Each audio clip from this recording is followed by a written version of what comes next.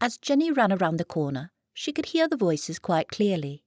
She'd received the call not 10 minutes ago and had responded with her usual efficiency. As the only veterinary nurse for the local community, she was on 24-hour call. She had just been settling down with a cup of tea when a worried-sounding voice blurted down her mobile. "Come quick!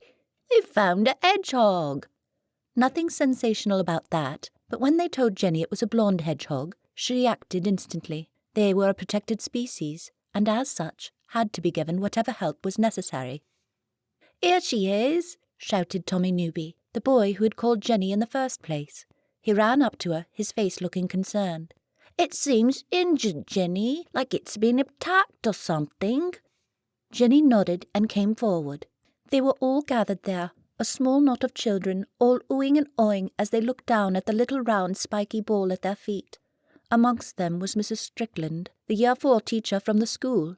She did not look happy, but then, Jenny thought sadly, she never did. "This is a ridiculous waste of time," snapped Mrs. Strickland. "You should let nature take its course."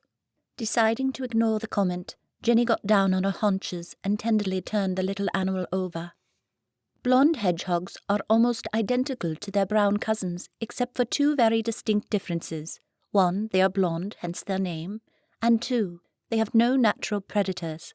This gives them a distinct disadvantage, unfortunately, as they can be more trusting than their brown relatives, their main enemies being usually domestic cats and dogs, or very rarely the occasional seabird. But no animal had bitten this one. It looked as though someone had stabbed it. They were all standing between the tracks of the railway line that ran along the rear of the school. High hedges flanked each side, and against one were the gardens of some rather large and impressive houses. Jenny wondered if the little hedgehog had been found in one of these gardens and been attacked, the owner thinking it was a pest, which wasn't true. "This is not a tooth mark," Jenny said to herself.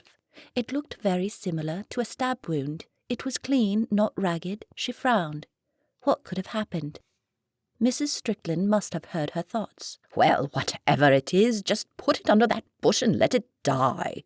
The children gasped in shock. "No, Jenny!"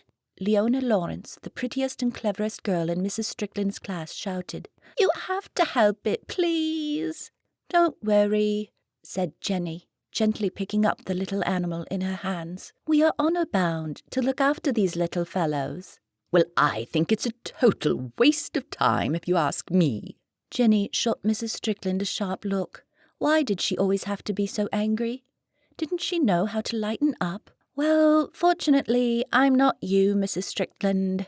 "What do you mean by that?" "Nothing." She gently placed the little hedgehog into a holding box and looked around at the concerned faces of the children. "He'll be fine. If you like, some of you can visit the surgery later on and make sure he's okay." All the children gleefully accepted. Tommy tugged at her sleeve. "Thanks, Jenny," he said. "No, thank you, Tommy." She smiled at the little boy, who couldn't have been more than 8. "You did the right thing."